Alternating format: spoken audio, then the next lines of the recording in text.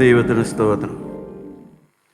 ദൈവമക്കളെ, പെന്തക്കോസ്തിൻ്റെ ദിവസം അന്ന് കൂടിയിരുന്നവരുടെ തലയിൽ ഒരു തീജ്വാല വന്ന് ഇറങ്ങി. പിന്നീട് ഒരിക്കലും ഒരു തീജ്വാല അവരുടെ തലയിൽ ഇറങ്ങുന്നില്ല. പിന്നീട് എന്താ ഉണ്ടായത്? ആ തലയിൽ ആ തീജ്വാല ഇറങ്ങിയ ആ വ്യക്തികൾ, അപ്പോസ്തലന്മാർ, ആ 120 പേരെ പിന്നീട് വചനത്തിനായി കൂടി വരാൻ തുടങ്ങി. അവരൊരുമിച്ച് കൂടാൻ തുടങ്ങി. ആരാധനയ്ക്കായി കൂടി വരാൻ തുടങ്ങി. അവരൊരുമിച്ച് കൂടി വചനം ധ്യാനിക്കാൻ തുടങ്ങി. വചനം കേൾക്കാൻ തുടങ്ങി. വചനം അനുസരിക്കാൻ തുടങ്ങി. അങ്ങനെ ആ തീജ്വാല, ഒരു ജ്വാല, സോക്രട്ടീസാണ് പറയുന്നത്, education is not filling the vessel. എന്നുവെച്ചാൽ ഒരു വിദ്യാഭ്യാസം എന്നൊക്കെ പറയുന്നത് ഒരു പാത്രം നിറയ്ക്കുന്നത് പോലെ മനുഷ്യൻ്റെ ഉള്ളിലേക്ക് ഏതാണ്ടൊക്കെ കുറേ കുത്തി നിറയ്ക്കുന്നതല്ല. It is a kindling of a flame. ഒരു തീപ്പരി വന്ന് വീഴുന്നതാണ്. ഉള്ളിൻ്റെ ഉള്ളിലൊരു തീ വന്ന് വീഴുകയാണ്.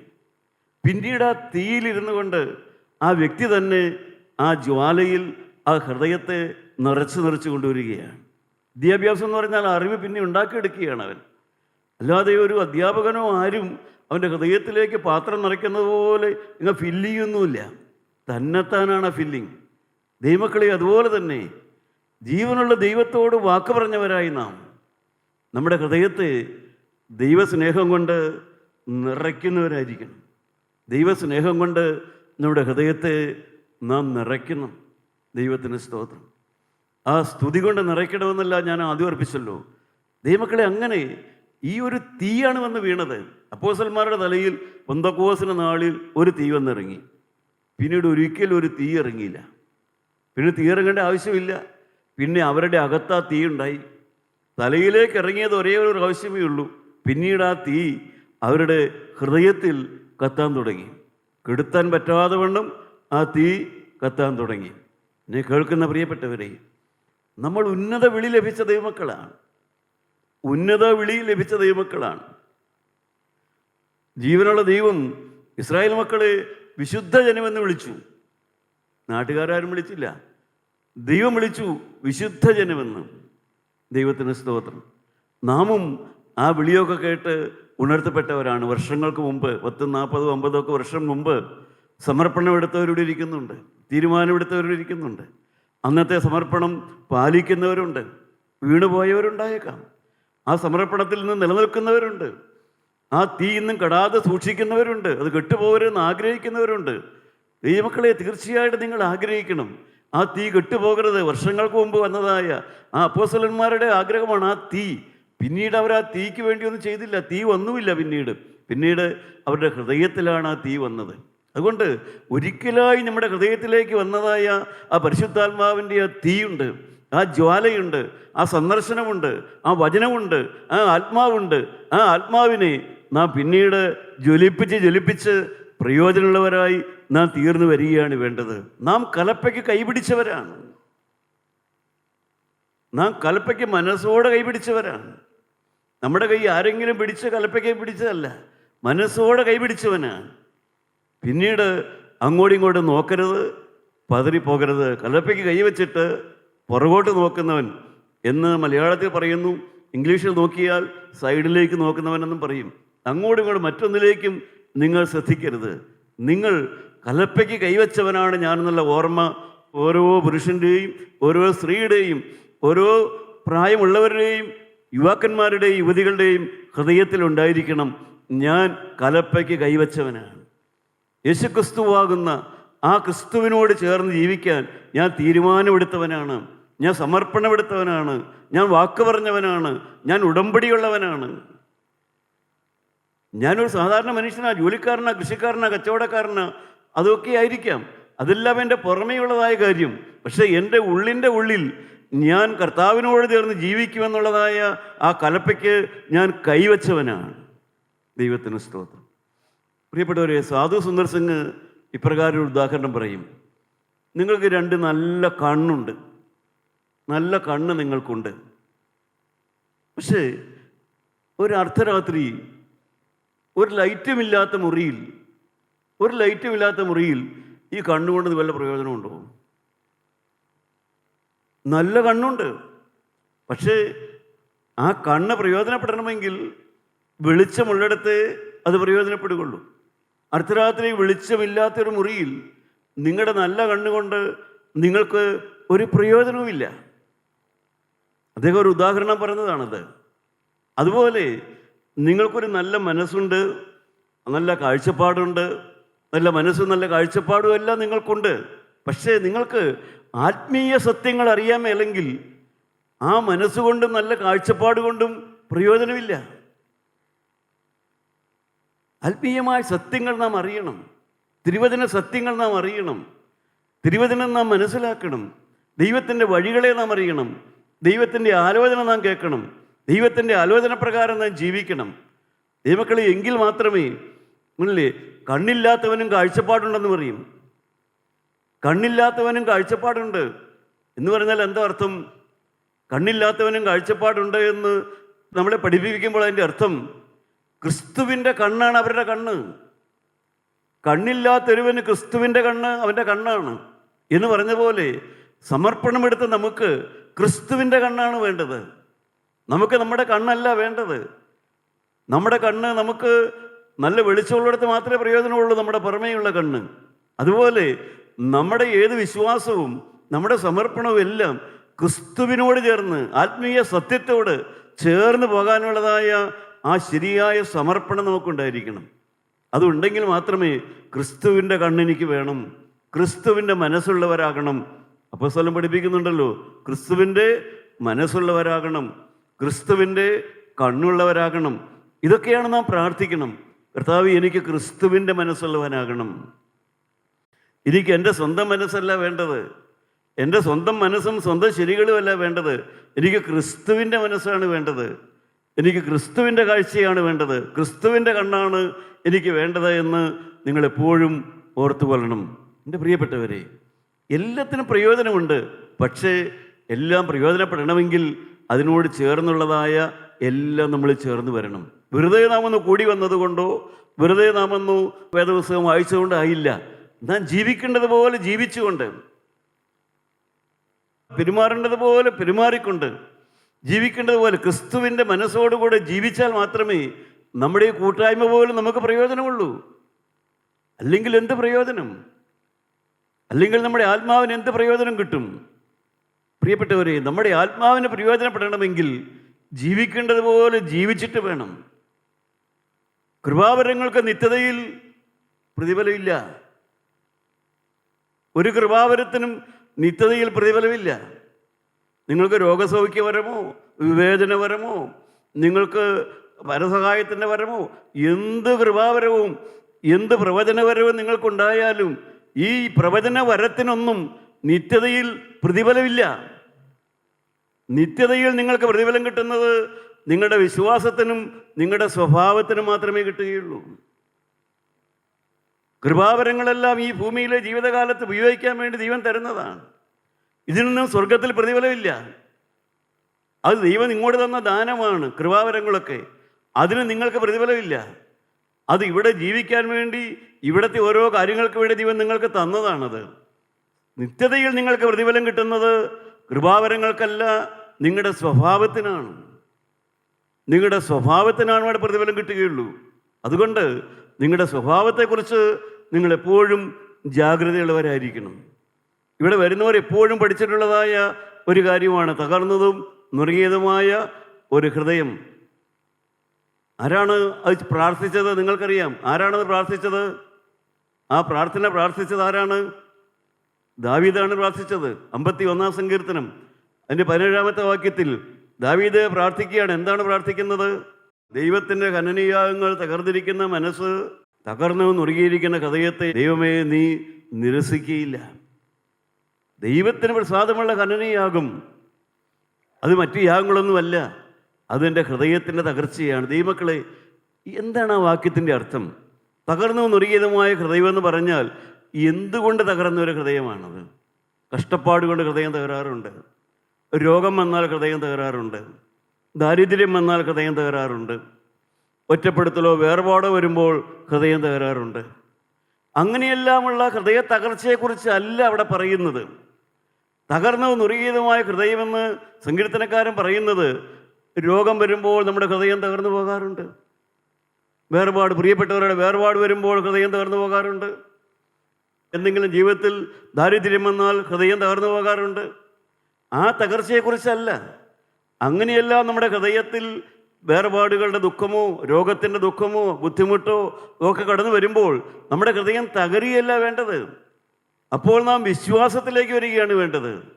രോഗം വരുമ്പോഴും വേർപാട് വരുമ്പോഴും ബുദ്ധിമുട്ടുകൾ വരുമ്പോഴും ഹൃദയം തകരുകയല്ല വേണ്ടത്, നാം വിശ്വാസത്തിലേക്ക് വരണം. അപ്പോഴെല്ലാം നാം വേദപുസ്തകത്തിൽ പറഞ്ഞിരിക്കുന്നതായ ആ കഥാപാത്രങ്ങൾ, ഇതുപോലെ വേദന അനുഭവിച്ചതായ ആ വ്യക്തികളെ, ജീവിത അനുഭവങ്ങളെ നാം ധ്യാനിക്കണം. കരുണയുള്ള കർത്താവ് എത്രയോ പേരെ സഹായിച്ചു. മരുന്ന് കൂടാതെ രോഗസൗഖ്യമാക്കിയിട്ടില്ലേ? മിരിയാമിന് കുഷ്ഠരോഗം മരുന്ന് കൊണ്ടാണോ മാറിയത്? അല്ല. അവളുടെ കുഷ്ഠരോഗത്തിൻ്റെ കാരണം അവൾക്ക് മനസ്സിലായി. അവളുടെ കുഷ്ഠരോഗത്തിന് പരിഹാരം വരുത്താൻ പ്രാർത്ഥിച്ചാൽ മതി. ദൈവം പറഞ്ഞു, അവൾക്ക് വേണ്ടി പ്രാർത്ഥിക്കുക. മോശയോട് പറഞ്ഞു, പരിഹാരം വരും. ഇതുപോലെയുള്ള രോഗങ്ങളെക്കുറിച്ചോ ഏത് ആശുപത്രിയിലാണ് പോകേണ്ടത്, ഏത് ഡോക്ടറെയാണ് കാണാൻ പോകേണ്ടത്, ഇതൊന്നുമല്ല ചിന്തിച്ചുകൊണ്ടിരിക്കേണ്ടത്. ഇവിടെ വന്നിരിക്കുമ്പോൾ ഈ ഒരു ഡോക്ടറെയും കൂടാതെ, ഒരു ആശുപത്രിയും കൂടാതെ, ഒരു മരുന്നും കൂടാതെ സൗഖ്യമാക്കാൻ കഴിയുന്ന ഒരുവനുണ്ട്. മിരിയാമിൻ്റെ കുഷ്ഠരോഗം അത് മാറാൻ പ്രാർത്ഥിച്ചാൽ മതി. ഹിസ്കിയാവിന് മരിക്കത്തക്ക രോഗം, നിന്റെ ഗൃഹകാര്യം ക്രമത്തിലാക്കുക, നീ മരിച്ചു പോകും. പ്രിയപ്പെട്ടവരെ, അതിന് പ്രത്യേകിച്ച് മരുന്നൊന്നും വേണ്ട. ഹിസ്കിയാവ് പാപം ഏറ്റുപറഞ്ഞ് പ്രാർത്ഥിച്ചു. അവൻ 3-ാം ദിവസം അവൻ സൗഖ്യമായി എഴുന്നേറ്റ് പോയി. മരിക്കത്തക്ക രോഗം 3-ാം ദിവസം മാറിപ്പോയി. ദൈവമക്കളെ, അങ്ങനെ നാം ഇവിടെ വന്നിരിക്കുമ്പോൾ എന്തെല്ലാം അത്ഭുതങ്ങളാണ് നടക്കുന്നത്. നാം അത്ഭുതങ്ങളുടെ മധ്യത്തിലാണ് വന്നിരിക്കുന്നത്. നിങ്ങളിവിടെ നിന്നിരുന്നോടെ ഏത് ആശുപത്രിയിലാണ് ഞാൻ പോകേണ്ടത് എന്ന് ഇവിടെ വരുന്നിരുന്ന് ചോദിക്കുകയല്ല വേണ്ടത്. നാം ഇവിടെ വന്നിരിക്കുമ്പോൾ ഏത് കോളേജിലാണ് ഞാൻ ചേരേണ്ടത്, ഏത് കോഴ്സിനാണ് ഞാൻ പഠിക്കേണ്ടത്, അങ്ങനെയുള്ള പ്രാർത്ഥനകളുമായിട്ടല്ല ഇവിടെ വന്നിരിക്കേണ്ടത്. ഇവിടെ ഇരിക്കേണ്ടത് എല്ലാം ചെയ്യുവാൻ കഴിവുള്ളവനായ, സർവശക്തനായ, സർവവല്ലഭനായ, ഏകനായ മഹാത്ഭുതങ്ങളെ ചെയ്യുന്നതായ അത്ഭുത മന്ത്രി, വീരനാം ദൈവം, നിത്യപിതാവ്, സമാധാന പ്രഭു, എല്ലാമായ ഉടയവൻ്റെ മുമ്പിലാണ് നിങ്ങൾ വന്നിരിക്കുന്നത്. അവനോട് നിങ്ങൾ പറഞ്ഞാൽ മതി, കർത്താവേ, നീ പരിഹാരമാണ്. എനിക്ക് ആശുപത്രിയല്ല ആശ്രയം, നീയാണ് എനിക്ക് ആശ്രയം. ഞാൻ ഏത് കോളേജിൽ പഠിക്കണമെന്നുള്ളതല്ല, നീയാണ് എൻ്റെ അധ്യാപകൻ, നീയാണ് എന്നെ പഠിപ്പിക്കേണ്ടത്, നീയാണ് എൻ്റെ ഭാവിയുടെ ഉടമസ്ഥൻ. അവൻ അത്ഭുത മന്ത്രിയാണ്, അവൻ വീരനാം ദൈവമാണ്, അവൻ നിത്യപിതാവാണ്, അവൻ സമാധാന പ്രഭുവാണ്. ദൈവമക്കളെ, ഇവിടെ വന്നിരിക്കുമ്പോൾ നാം ആ ക്രിസ്തുവിനെ ധ്യാനിച്ചുകൊണ്ട് വേണം ഇരിക്കാൻ. അപ്രകാരം ക്രിസ്തുവിനെ ഓർത്തുകൊണ്ടാണ് ഇരിക്കേണ്ടത്. ഇവിടെ നിന്ന് എഴുന്നേൽക്കുമ്പോൾ തന്നെ എൻ്റെ രോഗം സൗഖ്യമാകുമെന്നുള്ള ആ വിശ്വാസത്തോടെയാണ് ഇവിടെ ഇരിക്കേണ്ടത്. ഞാനിവിടെ എഴുന്നേൽക്കുമ്പോൾ തന്നെ ഇനി മുന്നോട്ട് വയ്ക്കേണ്ട കാഴ്ചയോടെ ഏതാണെന്ന് എനിക്ക് ശരിയായി അവൻ മനസ്സിലാക്കി തരുമെന്നുള്ള ആ വിശ്വാസത്തോടെയാണ് ഇവിടെ ഇരിക്കേണ്ടത്. അതാണ് കലപ്പയ്ക്ക് കൈവച്ചവൻ്റെ പ്രത്യേകത എന്ന് പറയുന്നത്. തകർന്നു നുറുകിയതുമായ ഹൃദയത്തെ യഹോവയെ നീ നിരസിക്കുകയില്ലല്ലോ. ദൈവത്തിന് സ്തോത്രം. പ്രിയപ്പെട്ടവരെ, നമ്മുടെ വിശ്വാസമാണ് കർത്താവ് കാണാൻ ആഗ്രഹിക്കുന്നത്. നമ്മുടെ പാപം ഏറ്റു പറഞ്ഞാൽ കർത്താവ് ക്ഷമിക്കും. പക്ഷേ കർത്താവ് സന്തോഷിക്കുന്നത് എപ്പോഴാണ്? നമ്മളിൽ വിശ്വാസം കാണണം. വിശ്വാസം കാണുമ്പോൾ കർത്താവ് സന്തോഷിക്കും. നിങ്ങൾ വിശ്വാസികളായിരിക്കണം. കർത്താവിന് പ്രവർത്തിക്കാൻ കഴിയും, കർത്താവിന് ചെയ്തു തരാൻ കഴിയും. പിന്നെ തകർന്നു നൽകിയതുമായ ഹൃദയം എന്ന് പറയുന്നത് എന്താണ്? നമ്മുടെ ഞാനെന്ന ഭാവം, എൻ്റെ സ്വയം തകരണം. ഞാനെന്ന ഭാവം തകരണം. ഞാനെന്ന ഭാവമാണ് തകരേണ്ടത്. ആ തകർച്ചയാണ് തകർന്നു നൽകിയതുമായ ഹൃദയമെന്ന് പറയുന്നത്. സങ്കീർത്തനക്കാരൻ ദാവീദിന് 2 ഹൃദയ തകർച്ചയെക്കുറിച്ചാണ് ദാവീദ് പറയുന്നത്. ദാവീദിൻ്റെ അഹങ്കാരം തകർന്നു. അഹങ്കാരം, ഞാനൊരു മാന്യനാണ്, ശ്രേഷ്ഠനാണ്, ഉന്നതനാണ് എന്നൊക്കെ ഉള്ളതായ ആ ഒരു അഹങ്കാരം, അതുവരെ മാന്യനായിരുന്നു പ്രിയപ്പെട്ടവരെ. എന്നാൽ ദാവീദ് ചെയ്ത പാപം നിങ്ങൾക്കറിയാമല്ലോ. അതിനകത്തൊരു കൊലപാതകം കൂടി ഉണ്ട് കേട്ടോ. ദാവീദ് ചെയ്ത പാപത്തിൽ അവനൊരു വേണ്ടാധീനം മാത്രമല്ല ചെയ്തത്, ദാവീദ് ചെയ്തതിനകത്ത് ഒരു കൊലപാതകം കൂടി ഉണ്ട്. ഇസ്രായേലിൻ്റെ നിയമം അനുസരിച്ചിട്ട്, ന്യായപ്രമാണം അനുസരിച്ചിട്ട് ദാവീദ് ജീവിച്ചിരിക്കാൻ അർഹനല്ല. കൊല ചെയ്ത ദാവീദ് ജീവിച്ചിരിക്കാൻ അർഹനല്ല. അതുകൊണ്ടാണ് ദാവീദ് തകർന്നു കിടക്കുന്നവിടെ. കാരണം നിത്യനായ ദൈവത്തിൻ്റെ നിയമത്തിൻ്റെ മുമ്പിൽ അവൻ ജീവിച്ചിരിക്കാൻ അർഹനല്ല. കാരണം അവൻ്റെ ജീവിതത്തിൽ ഒരു കൊലപാതകമുണ്ട് അവിടെ. ഒരിക്കലും അതിന് പരിഹാരമില്ല. കൊല ചെയ്തവനെ കൊന്നുകളയണം. ആ നിയമം നിലവിലുള്ള കാലത്താണ് ദാവീദ് ഇപ്രകാരം തകർന്നു നിർഗീതമായ ഹൃദയത്തോടെ ദൈവത്തോട് നിലവിളിക്കുന്നത്.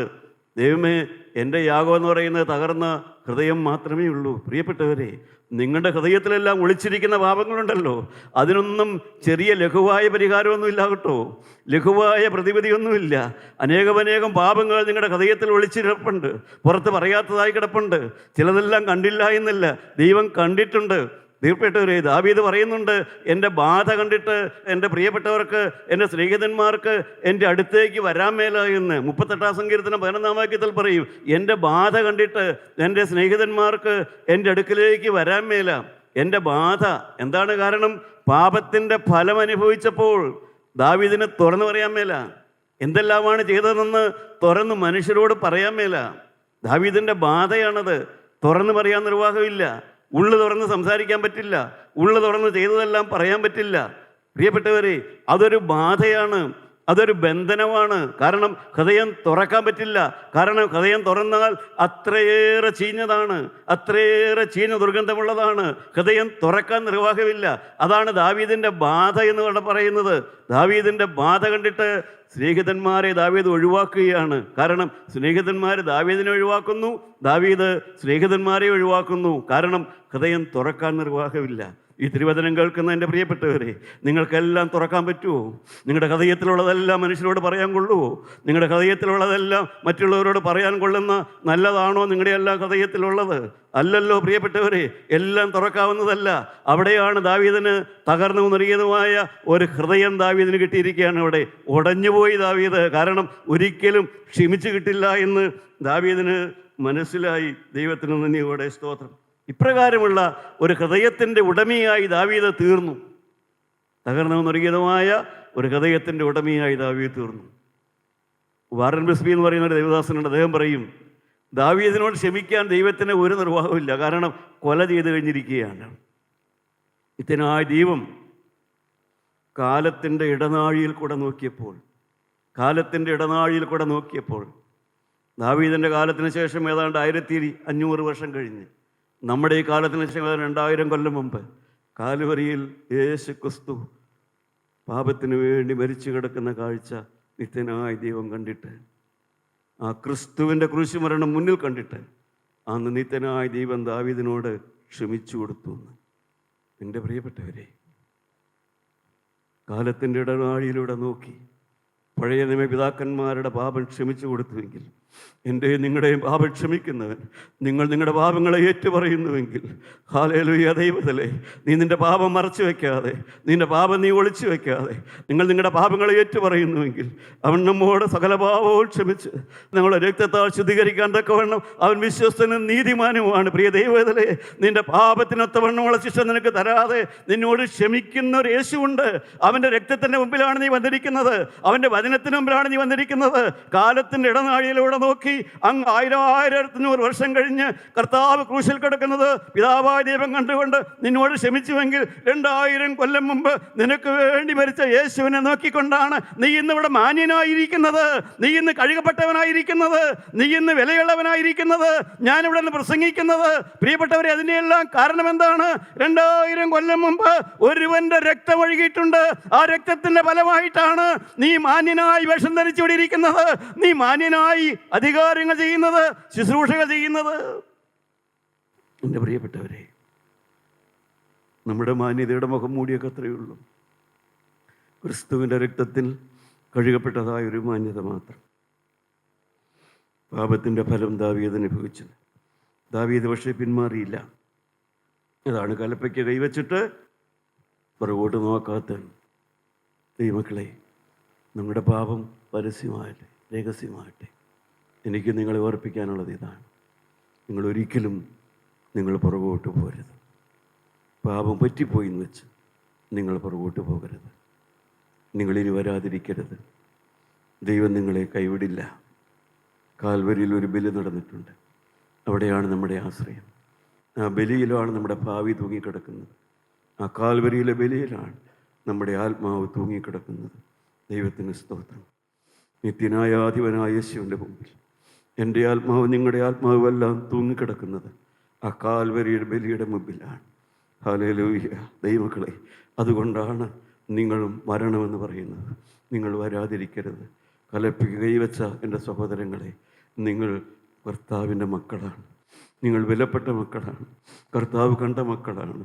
രക്തം കൊടുത്ത് വില മേടിച്ചതാണ്. ദാവീദേ, നിൻ്റെ പാപം വലുതാണ്, പക്ഷേ നീ പുറകോട്ട് പോകരുതട്ടോ എന്ന് അവൻ്റെ ഉള്ളം പറഞ്ഞതുകൊണ്ടാണ് ദാവീദ് പറയുന്നത്, ഞാൻ യഹോവയുടെ മനോഹരത്വം കാണുവാൻ അവൻ്റെ മന്ദിരത്തിൽ ധ്യാനിപ്പാൻ ഞാൻ മുന്നോട്ട് മുന്നോട്ട് ഞാൻ മുന്നോട്ട് മുന്നോട്ട്.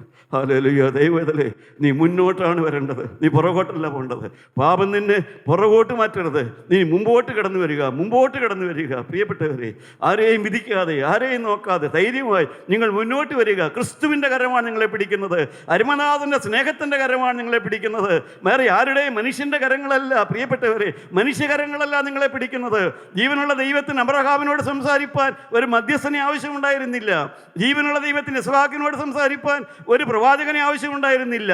ജീവനുള്ള ദൈവത്തിന് യാക്കോബിനോട് സംസാരിപ്പാൻ ഒരു പ്രവാചകനെ ആവശ്യമുണ്ടായിരുന്നില്ല. ഗോത്രപിതാക്കന്മാരോട് സംസാരിപ്പാൻ ഒരു പ്രവാചകനെ ആവശ്യമുണ്ടായിരുന്നില്ല. ഇന്ന് കാൽവരിയിൽ യേശു മരിച്ചു കഴിഞ്ഞിരിക്കുന്നതായ ഈ പുതിയ നിയമകാലത്ത് എന്നോടും നിങ്ങളോടും വാദിക്കുവാനും എന്നെയും നിങ്ങളെയും കഴുകുവാനും എൻ്റെയും നിങ്ങളുടെയും പ്രാർത്ഥന കേൾക്കുവാനും നമുക്ക് അവനോട് സംസാരിക്കുവാനും ഒരു മധ്യസ്ഥൻ വേണ്ട. എൻ്റെ പ്രിയപ്പെട്ടവരെ, നമുക്ക് വേണ്ടി ഒരു ഏക മധ്യസ്ഥൻ ഇവിടെ കുരലറക്കപ്പെട്ട് കിടപ്പുണ്ട്. നമുക്ക് വേണ്ടി ഒരു ഏക മധ്യസ്ഥൻ. ഹല്ലേലൂയ. ദൈവത്തിലെ ആ ഏക മധ്യസ്ഥനാണ് നമുക്കുള്ളത്. ഇനി മനുഷ്യ മധ്യസ്ഥനായി നമുക്ക് വേണ്ട. പ്രിയപ്പെട്ടവരെ, അബ്രഹാമിനോട് ദൈവത്തിന് നേരെ സംസാരിക്കാം. അബ്രഹാമേ, നീ നിഷ്കളങ്കനാകുക. അവൻ്റെ മുഖത്ത് നോക്കി ദൈവം പറഞ്ഞു, എനിക്ക് നിന്നെ അനുഗ്രഹിക്കണമെന്നുണ്ട്, എനിക്ക് നിനക്ക് കുഞ്ഞിനെ തരണമെന്നുണ്ട്. പക്ഷേ നീ ഒന്ന് അനുഗ്രഹിക്കാൻ പ്രാപിക്കാൻ വേണ്ടി നീ ഒന്ന് നിഷ്കളങ്കനാക്. ഹല്ലേലൂയ. ദൈവത്തിലെ നിന്നോടാണ് ദൈവം സംസാരിക്കുന്നത്. നിന്നോട് സംസാരിപ്പാൻ ഇനി വേറെ പ്രവാചകൻ വേണ്ട. നിന്റെ അവസ്ഥയറിഞ്ഞ് നിന്നോട് അവൻ ഇടപെടുകയാണ്. നിന്റെ ഹൃദയമറിഞ്ഞ് നിന്നോട് അവൻ ഇടപെടുകയാണ്. നീ വൈദ്യന്മാരുടെ അടുക്കലേക്കല്ല. നീ ഇപ്പോൾ ഇവിടെ ഇരുന്ന് ചിന്തിക്കേണ്ട. ഏകനായ മഹാത്ഭുതങ്ങൾ ചെയ്യുന്ന നിനക്ക് വേണ്ടി കാൽവരിയിൽ യാഗമായ ഒരുവനും ഇവിടെ ഉണ്ട്. അവനിവിടെ വന്നിട്ടുണ്ട്. അവൻ സൗഖ്യദായകനാണ്. അവൻ അത്ഭുത മന്ത്രിയാണ്. അവൻ വീരനാൻ ദൈവമാണ്. അവൻ സമാധാന പ്രഭുവാണ്.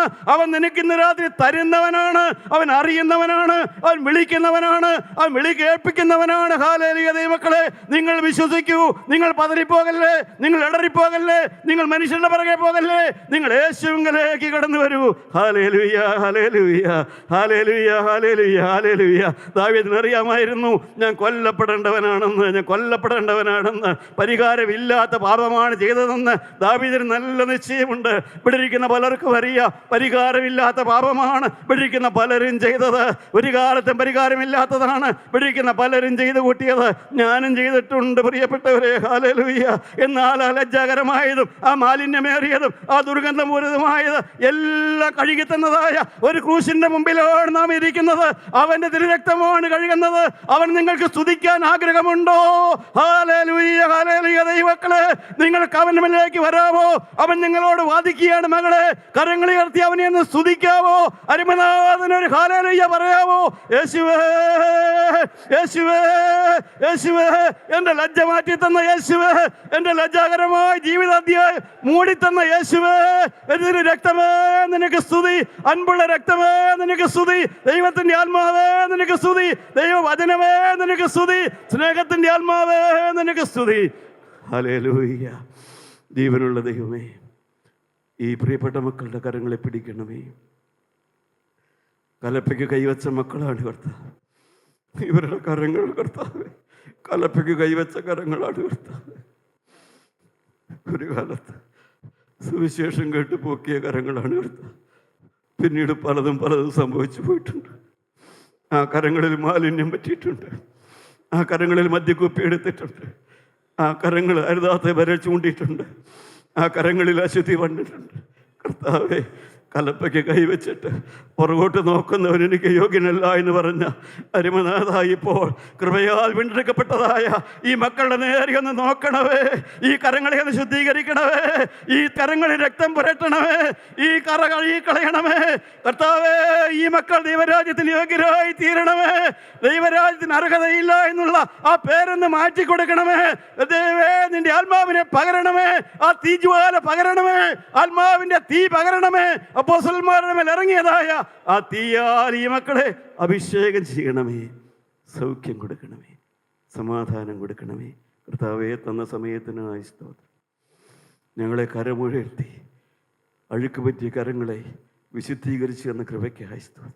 കർത്താവെ, കലപ്പയ്ക്ക് കൈവച്ച ഞാൻ ഇനി എൻ്റെ കൈ അരുതാത്തതിനില്ല. വിശുദ്ധനായി ശുദ്ധിമതിയായി ഇന്നു മുതൽ ഞാൻ ക്രിസ്തുവിൻ്റെ ദാസനായി ദാസിയായി ജീവിക്കും. കരങ്ങളെ താഴ്ത്തിയിടാം. തന്ന സമയത്തിനായി സ്തോത്രം, തന്ന വചനത്തിനായി സ്തോത്രം. യേശു മൂലം പ്രാർത്ഥിക്കുന്നു. കൃപയോടെ കേട്ട് ഉത്തരം തരുമാറാകണമേ.